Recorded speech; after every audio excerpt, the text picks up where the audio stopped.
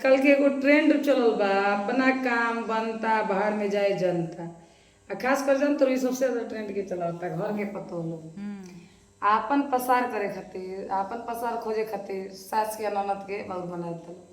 अरे मानो तनी दुनिया में एगो दूगो सास ननद खराब बा, घर घर में सास ननद खराब बा।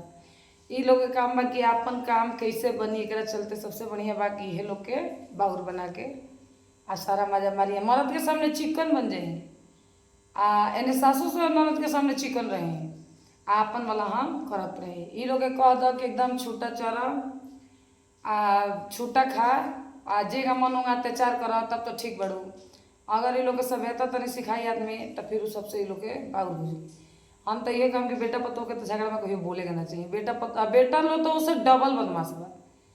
पतो के ज्यादा गलती नहीं है जितना बेटा के बा। उ लोग के मेहरारू के एगो गलती नजर ना आई, लेकिन अपना माई या बहन की गलती नजर भूल हो गया जी। क्या कि आजकल के लड़का इतना स्वार्थी बोल बड़ा सोहान, खास कर बेटा कि पढ़े के बेरा ओकरी के माई बाप याद रहता, नौकरी होता हो बेरा माई बाप याद रहता, बियाह होते ओकरी के माई बाप से कोनो मतलब बे नहीं है। ओकनी खातिर मेहरारूए माई, मेहरारूए भौजाई, मेहरारूए बाप, सब मेहरारूए। एक जनी तो मोहतरमा के ऐसा देखनी है कि उ जौन बेटा खातिर कइल जाला खर्च होती है वो अपने मर्द खातिर करे बड़ी। मैंने बताई अब इतना हो गल बा कि माई के अधिकार मैंने अब मेहरारू खर्च होती है करत है। मैंने सोचे वाला बात बा। इ लोग को पैदो कर देवे के चाहिए, काहे के तो खर्च होती है करे को पैदा का को से बियाह कर लेवे के चाहिए। पढ़ा लिखा देवे के चाहिए, बचपन से सब पोसे के चाहिए, पाले के चाहिए, तब अधिकार जतावे के तो शोभा देला। ई ना जाने लालो नो कि मैंने हमरा ना इला से पहले कितना खर्चा हो गइल भाई उनका में। बाद में आके कही लो हई हमरा मर्द के साथे बेईमानी भइल बा, हई हमरा मर्द के साथे गलती भइल बा। अरे जब तू नहीं खू ऐसे पहले उ कितना गलती कइल बड़न तारा पता बा।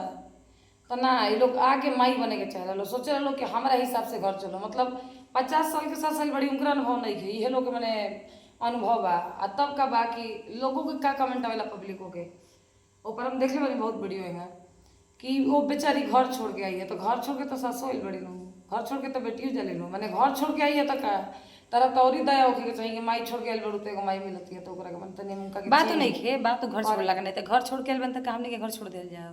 रउआ एगो लोग बात बताई, समाज में एगो इतना गंदा रिवाज चलता है कि मानता नहीं कि कोनो भी लड़की जाले ससुराल संघर्ष करेले, जब बेटा बेटी होला तो ओकरा के पोसे में पाले में जानते मन लोग कितना त्याग करेले। अपन श्रृंगार, अपन सुख ऐश्वर्य सब छोड़ के बेटा बेटी के पोसे पाले में लगा ले। बेटी सन के तो बातें छोड़ी, बेटी सन के तो समय पर हटाइए दिल जाला। बेटा लोग के बात कहता नहीं, पढ़ावे के लिखावे के हमारे बेटा पढ़ियन बुढ़ापा के सहारा हुई हैं। रो बताए कि कोनो फिर वो लोग पेड़ लगाओ तनी, कोई भी आप सब पेड़ लगा रहे हैं तो उसका फल खाने की इच्छा हर कोई होता है कि भाई पेड़ लगा रहे हैं, पानी दे रहे हैं तो फल जब आएगा तो हम खाएंगे, है ना। चाहे फल दे या ना दे, छाँव आएगा तो इसके नीचे बैठेंगे। अब फल लगा दिया, अब बाबू को पढ़ा देनी लिखा देनी, अब बाबू जब कमाए के बेरा भइलन तो आ गली पतो, अब ओकर मालिक उ बनली। बेटा आ खराब दोसर बात एक सेकंड हम एक बात बताइए। दोसर बात बा कि कहे के अर्थ बा कि रो बताई आओ तलो बहुत जनी कहो तलो का ननद सबसे पहले तो ननद टारगेट पर बड़ी। रहो बताई कि सबसे ज्यादा ननद दुश्मन बड़ी। सास तो खैर सास तो बदनामी बिया कि ओकर घर ओकर दुआर ओकर मर्द के कमाई ओकर बेटा सब लेके रहुआ सोचता नहीं कि सब कुछ। कानून देखी हमने के इंडिया के कानून बड़ा गंदा हो गया बा।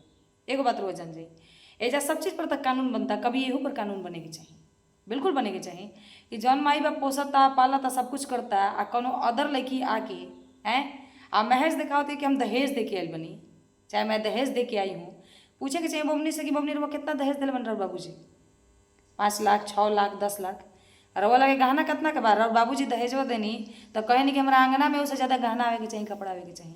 तो ओकरा से ज़्यादा तर हुआ 5 लाख 6 लाख देता नहीं, ओकरा से ज़्यादा 8 लाख के गहना ले लेता नहीं, कपड़ा ले लेता नहीं, रख लेता नहीं अपना लगे। ठीक बा। दोसर बात बारात साजे में लगेला, खिया पिया में लगेला, हमरा के हित ना तावला ओकरा के मतलब ध्यान देवे के पड़ला। जिंदगी भर के बैठाए के अपन पोसल पालल अपन जिंदगी भर के जन सुख त्यानी बेटा दे देनी है। दोसर बात की रवा घर तुर देनी है, सब कुछ रवा लेके जन माई बाप घर बनाओ तो जमीन जायदाद वो करता है, ओकरो के रवा लेवे के चाहते कि इसमें हमारा हिस्सा हुआ जी, हम तो हिस्सेदार हैं, हमारा तो ये हुआ। कहे तार बाबूजी घर बना के दिले बड़े, कहे के चाहिए कि तार बाबूजी एगो घर बना के जब ये बात बा तो जब खरीद सकत तो एगो घर बना के देतन कि बबुनी जइहन तो एगो इनका घर चाहिए दूसरा के अधिकार पर। आ ननद लोग के टारगेट करतनी कि ननद लोग कहीं आके मालिक बनी रहो। बताई कि ननद करे वालों कितना दे के हिस्सा बिया करेनी, कितना हिस्सा दे के बियाह करेली। अगर ननद भी एगो अपना पर आ जाओ कि हिस्सा के बराबरी बियाह करो, हिस्सा जोड़ी कितना के रहो, हमार दहेज दिल बनिया कितना के कम छोड़त नहीं, तब तो ओकरा हो जाई, तब तो ओकरा बराबरी हो जाई नु। ननद पोसत ननद घर के अपन माई बाप के देखतिया, सब कुछ करतिया, एगो समय पर हट जाती है बेचारी। अगर वो का गारंटी बा वो बताइए, एगो बेटा के पढ़ाओ तन लिखाओ तनी, अगर वो अनसक्सेस हो जाता है तो ओकरा के माई बाप फिर जिम्मेदारी लेता है कि चला भाई अनसक्सेस हो गए, फिर भी अगर बिजनेस उजनेस कऽ के सेट कर दी, चाहे कोनो भी घूस घास दे कोई नौकरी लगवा दी, जो कुछ भी। लेकिन एगो बेटी के का गारंटी बा, कर वो बियाह करतन त काल बेले हो सकेला ओकर जिंदगी भी बर्बाद हो जाओ, तर वो दरवाजा पर नहीं आ सकत। ओकर अधिकार मन कट गल कि रोज जैसे एगो एगो दवाई दे देनी, तबियत खराब भइल, कोनो बीमारी लग गई, और वो के एगो गोटी दे तनी, अगर ठीक हो गल तो वो बच गई, तो बच गई, आ मर गई तो वो मर गई। ये ना बोल बेटी के संगे। अरे जब हाँ कोनो लड़की अगर चाहे लड़का भी, नियम दोनों के बराबर होके के चाहिए। अगर लड़की भी मानता नहीं कि गलती करती है, भाग के चाहे लव मैरिज चाहे माई बाप के खिलाफ करती है, तो ओकरा के समझ में आता है कि चलो भाई खींच जाए बा, ठीक बा। लेकिन अगर लड़की माई बाप के मर्जी से भी करती है, ओकर दुख सुखा जाता है, आ तब आके माई बाप जितना नहीं खे बोलत नू कि हमरा दरवाजे पर मत है बेटी के, उतना तो जानी ना को जानी आवत लो उ लोग के तकलीफ बा। जैसे बुझाता बाबूजी वही लोग के घर बना देले बने, घर बना के देले बने, द्वार बना के देले बने, हमरा के पढ़ाइले बड़ी लिखाइले बड़ी, हमरा माइयो के जन्मले बड़ी, हमरा बापो के जन्मले बड़ी। ये बताई बहुत गलत ये आदत बा, केहू के बेटा छीन के, केहू के अधिकार छीन के। दोसर बात की लोगों के का कमेंट आवेला, सही कह रही है बहन आप तो घर छोड़ के, बेटिया घर छोड़ के देखी जात, माई जन सास बड़ी रउआ से पहले घर छोड़ के बड़ी हैं। अरे वो आके जब इतना ही शौक बनू तो अपना बाबूजी से कहीं कि हमरा के हमू की, अगर हमू जाता नहीं, हमू एगो लड़की बनी, हमू ससुराल जाए, तो कल हमरो ना करे के चाहिए कि अगर केहू पोसल पालल बेटो ले ली, अलगो रही, एगो का ट्रेंड चल गई बा, शादी कर ली, शादी करके अपन घर अलग घर बसाई। जब तरह बताई कि जब सब लोग बियाह करके अलगे अलगे बसे लगी, अपन घर बसावे लगी, तो माई बाप के बुढ़ापो में के करी।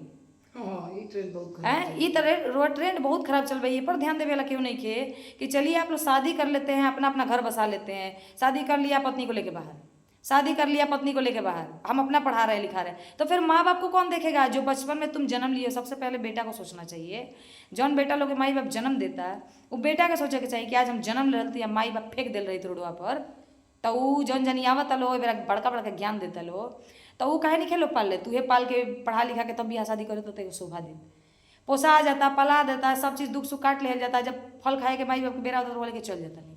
आपन देखिए जब स्वार्थ बा तो दोसर बात एक सेकेंड, तो कहे के अर्थ बा कि ई कानून गलत बा कि ना, ये नियम गलत बा कि ना, तब रहो बेटी को सेवा करे खातिर आवतिया। अगर वो के बेटी बहन के रो बियाह करत नहीं, तो अगर सुखी भी है बेटी अगर करतिया एजा हिस्सा बखरा मांगत है तो गलत बा।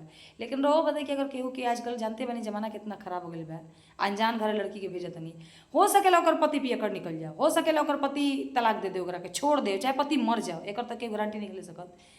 तो रहो बताई कि अगर बेटी दरवाजा पे आती तो वो बोझ बनती है, रहो बोझ राहुल बाबूजी के जन पतो लो बोलता लो, तो कहे राहुल बाबूजी के कमैया है कि रहो इतना तकलीफ पहुँचता है, राहुल बाबूजी के तो कमाई ना है।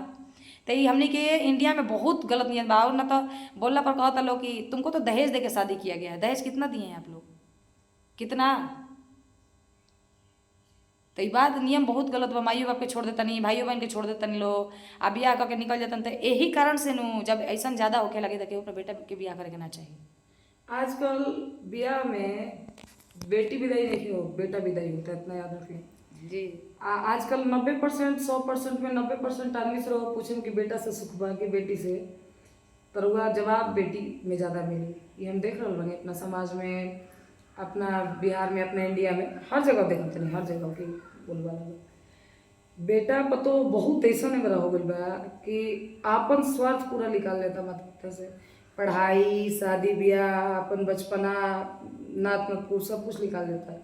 लेकिन जब माई बाप के बुढ़ापा होता तो वो अपन बेटा बेटी के भविष्य देखे लगता है। देखिए सब बात के एक बात तई बा कि भविष्य बने वाला रही नो तो गाँव में बन जाए, उहे माई बाप ऐसा काम करता है जो कि खुद गाँव में रह के पढ़ल बा, फिर भी अपने आप के लायक समझता, ओकरा लगता कि हमार लड़का शहर में रही तो लायक बनी। देखिए तब रुआ जाए जरूरी बा जबकि और औरत भी नौकरी करता रही, रहो करता नहीं, कोनो गवर्नमेंट जॉब बा तो रहो करत नहीं, चाहे पति के भी मजबूरी बा, तो जरूरी नहीं कि पत्नी टंगाइले रही है ओकरा लगे। बहुत बार हम ऐसा पहले के लोग के देखले माने कि पति बाहर रहता रहा, औरत घरे रह के संभालत रही। जौन लड़की अपना ससुराल के अपन घर समझ ली, ओकर घर गृहस्थी कहियो ना बेकार बात नहीं खेर जाई बाहर, लेकिन जाई नु काहे कि हम सबके लड़की के सबके पति के सबके पत्नी के पति बाहर कमाला, तो रहो बताई कि हमरो बाप रहलन बाहर कमात रहलन, तो रहो बताई का पत्नी के छोड़ दिल रहन। सबके पति बाहर कमाला तो का पत्नी के छोड़ देला। कमाई बिल्कुल कमाई, लेकिन घरे भी बूढ़ा माई बाप बानू जेंगा बाल बच्चा के ध्यान देला है। बाहर कमाला एगो मर्द तो सोचेला कि भाई हमार बाल बच्चा घरे बा, केंगा जियत होई खात होई, पूछेला पत्नी केंगा रहत होई गाँव में बिया तो ओहिंगा नु एगो जब जवान बेटा होला नु तो ओकरो से माई बाप जब बूढ़ा हो जाला का कहल जाला कि बूढ़ा और बच्चा समान हो जाला, एक बराबर हो जाला। तब बूढ़ा के भी समाचार लेवे के चाहिए, सोचे के चाहिए कि हमार बियाह शादी माई बाप का, तब हमार फर्ज बा कि अब एकर कर्ज उतारे के समय वही बेरा बेटा के होला कि अब हमार फर्ज बा कि हम माई बाप के ध्यान दी। वो कितना बड़का प्रधानमंत्री हो जी, उससे कोनो फर्क नहीं पड़त। बेटा भी दू तरह के होला। देखो, एगो बेटा वाला के विवाह करेला तो अपना पत्नी के सिखावेला समाज के अनुसार चले के, और ओकरा बाद वो अपना माई बाप की सेवा में लगा देला।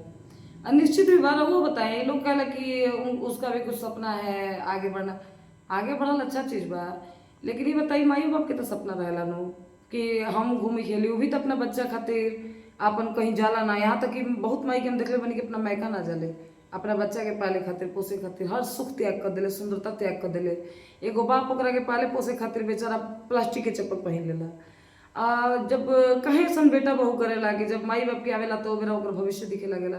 अब ऐसे भी लोग शहर में अपना बच्चा के एगो बहाना लेके जाला कि हमारे बच्चा का भविष्य बनता। आ शहर में भी कोई पढ़ावेला तो ऐसा बात नहीं कि उनका बच्चा के कोनो भविष्य ना बनेला। गांव में ही लोग ज्यादा सतलुत करेला। वो लोग अगर देखी तो कोनो आंकड़ा उठा के देख ली, शहर में जब बच्चा पढ़तो वालो लास्ट में जब जो चीज खातिर माता पिता रखता, लास्ट में पता चलता है कि कोई कहीं टिकट करता है तो कोई कुछ नौकरी करता, कोई कुछ नौकरी करता। आ गाँव में लड़का बहुत लड़का गवर्नमेंट जॉब भी पकड़ लेता रहा। कहे कि अब पहले के जमाना नहीं खे कि आदमी पैदल जाता, व्यवस्था नहीं, अब हर जगह कुछ दूरी पर इंसान के अच्छा अच्छा स्कूल बा, अच्छा एजुकेशन बा। उतना लायक तो पढ़ाई सकनी जब लड़का नाबालिग बा, बाकी बालिग हुई तो वो अकेले भी जाके पढ़ सकेला। बहुत व्यवस्था बा, हॉस्टल बा, हर चीज बा। ओमे रहुआ बाहर गैला के रहुआ बाहर न गैला के कोनो जरूरत नहीं है। कम से कम इतना जरूर करी कि जब तक रहुआ सास ससुर बा तब तक रही, देखी, सुनी, समझी, ओकर बाद रहुआ फिर जहाँ रहे के बा रही। लेकिन आजकल ट्रेंड चलल बा कि जेकर भी शादी होता तो हमार लड़की दामाद के साथ रही, वो सास ससुर के साथ ना रही। बुढ़ापा में माई बाप का यही कहते पढ़ा होता कि तार बियाह शादी कर दे, तरह के पढ़ा लिखा दे, तरह के पाल पोस दे। जब ओकर बुढ़ापा आवे तो तू अंगूठा देखा के चल दो। कम से कम पतो के नहीं भी समझ में आवत तो बेटा के तो ये बात समझावे के चाहिए, समझ में आवे के चाहिए। बेटा कहते बानी कि दू तरह के होला। एगो बेटा जन की शादी विवाह करके अपने पत्नी के अपना माई बाप के सेवा में लगा देला, आ एगो बेटा जन की शादी ब्याह करके खुद तो सेवा ना करेला, साथ साथ अपना पत्नी के भी अपना साथे ले जाके अपन सेवा करवावेला। आजकल सबसे ज्यादा ये पुत्र लोग की संख्या बा कि अपन शादी विवाह करके अपना सेवा में अपना पत्नी के लगा के अपना माई बाप के लात मार देता है। तो ऐसे वो लोग ना करें, कहीं देखिए कम से कम नहीं अपनों बारे में सोचे के चाहिए कि आज हम माई बाप के संग करतन कल हमरो संग ही हो सकेला एकरा से ज्यादा। देखिए अच्छाई भी केहू के संग करेम नु तो सोच समेत मिली, आ बुराई भी केहू के संग करेम तो सोच समेत मिली। पत्नी से प्यार करें, पर इतना भी पत्नी के प्यार में अंधा मत हो जाए कि रोगा माई बाप के बाद झूठ लगे। क्या कि जौन आदमी रोगा के 20 साल 25 साल अगर अच्छा से रख देता ओकरा दर्जा कहियो रोगा पत्नी नहीं दे सकत।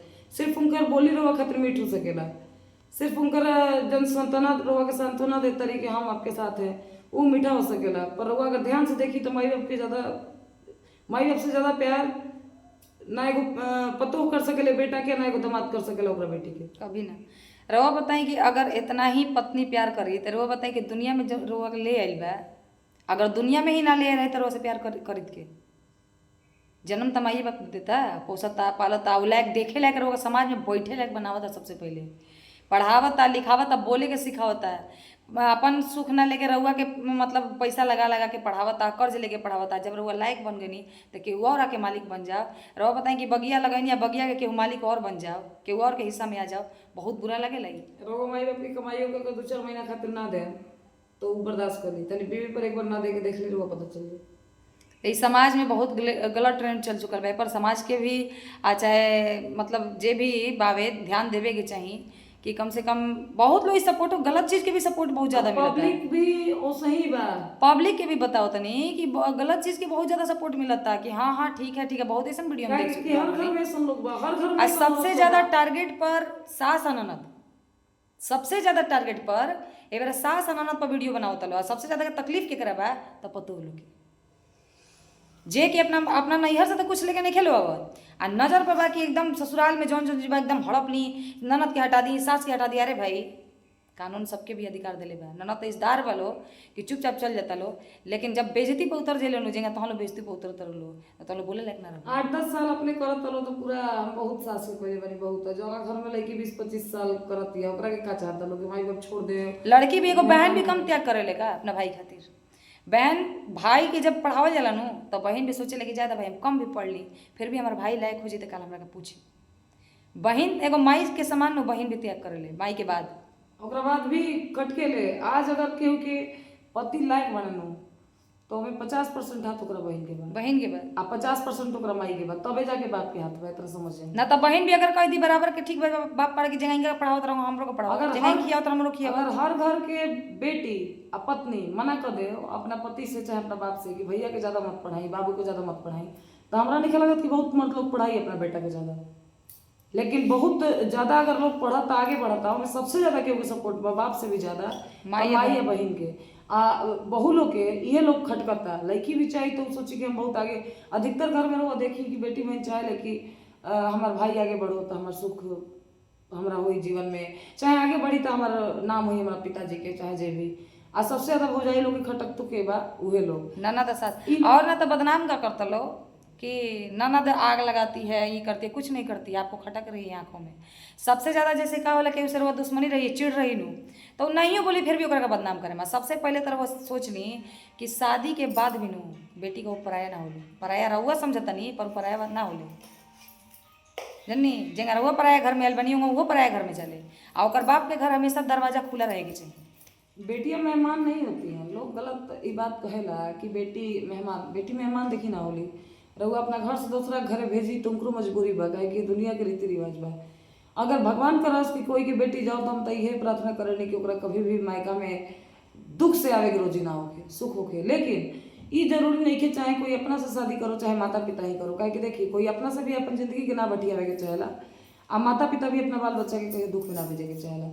जरूरी नहीं कि 100% शादी होता तो 100% शादी सक्सेस जाए हो सकला कि 5% शादी अनसक्सेस हो जाए। तो वो समय में जो ना इज्जत से रहुआ बेटा बेटी के शादी खासकर बेटी के करता नहीं अगर ओकरा साथे कुछ होता है तो ओकर जिम्मेदारी भी रहुआ सबनी।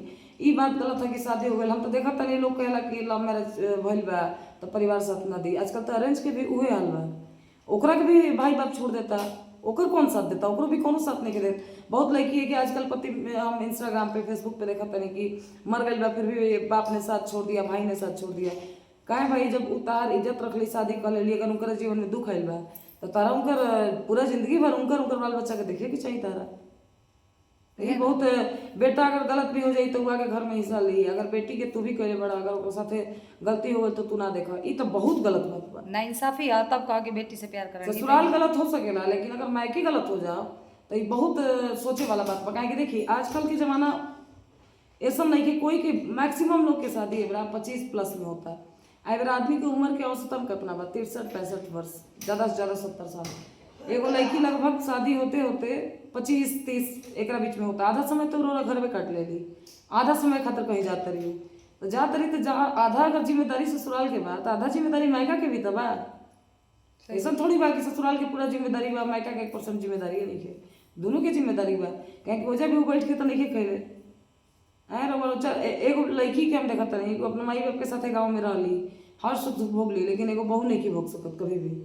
कहे लोग कि ननद से हमेशा सास शिकायत करते रही उस मौका तू ही देते रहू तो करो करी। हमरा नहीं लगत कि कोनो भी बहू अगर अपना सास से करी तो ओकर सास के मुँहे ना खुली कि उ कही शिकायत कितनो खराब सास हुई ओकर मुँह में ना खुली कि उ शिकायत कभी करी तो लोग ऐसा मौका देते रहो लोग लगता कि भाई आज हमारी बेटी रही तैसे ना हुई तब तो जाके कहता रही हैं बेटी के त्याग बा उतना एगो तो लोग कह रहे लोग कि सास कभी माँ नहीं बन सकती है तो बहू भी कभी बेटी नहीं बन सकती। भाभी भी माँ नहीं भाभी भी कभी माँ नहीं बन सकती है। जैसे जगह कहल जाला नु ई तो वास्तव में सच्चाई बा कि जगह बाप कभी भाई कभी बाप नहीं हो सकत वहाँ भौजाई भी कभी माई नहीं हो सकत। हमनियों को ये दुनिया में रहने ऐसा बात नहीं कि हम घर घर में देख हमनियों के संस्कार मिलल बा हमनियों के संस्कार लोग हमनियों पर हमरों पर कमेंट करेला कि आप लोग भी लड़के जाएंगे तो हम भी लोग देखेंगे। हम लोगों का ऐसा संस्कार नहीं मिला है परिवार जोड़ना तोड़ना ठीक है। अगर मानते हैं सास ननद भी बहुत जगह गलत होती हैं अगर गलत परिवार बढ़लो बा तो हम चुप रह के भी मतलब ना चला सकेनी परिवार महाभारत करके ना अलग होके ना क्योंकि बेटा से दूर करके ना है। अरे ठीक बा सास खराब बड़ी ठीक बा, हमरा के देखे चलता रही। इतना जरूर कह सकनी कि कितना कोई खराब भाई बताई, हमनी के धर्म में ई बात कहल गइल बा कि दुश्मन भी दरवाजा पर आवेला तो ओकरा के भोजन दे देहल जाला। दुश्मन भी दरवाजा पर आवेला तो ओकरा के, कुत्ता भी आवे तो ओकरा के लाठी ना मारे के चाहिए, एगो रोटी दे के देवे के चाहिए। तो भला उतर हुआ जनपति परमेश्वर के रउआ लेके भगवान बनेले बनी, उनकर भी परमेश्वर है। भले मानी चाहे रउआ मानी चाहे मत मानी, घर के बेटा मानो चाहे मत मानो, कम से कम कितनो कोई खराब बा 2 वक्त के भोजन तो दी, जौन एगो उचित उनकर इज्जत होला। चाय पानी भोजन, कभी कभार खुशी होगी तो देह दबा दी, इतना करी उनकर कर्म चाहे जे भी होके। रउआ उनकर अगर 4 गो बात भी बुरा लाग के रउआ छोड़ देनी तो रउआ कर्म कौन अच्छा बा? रउआ तो अच्छा नहीं खे, उनकरा लगे बुराई बा, रउआ लगे अच्छाई बा, रउआ तो अपन अच्छाई दिखाई। उनकर एक्शन के रिएक्शन रउआ देना की जरूरत का बा? वो कितनो खराब बोलता रही, वो कितना भी खराब बा, रउआ अपना से अच्छा नहीं, रउआ अपन संस्कार देखी। तो चलिए ये बात के साथ वीडियो के अंत करता निशान, मिला जी फिर अगला वीडियो में, नेक्स्ट वीडियो में। तब तक के लिए राधे राधे। राधे राधे।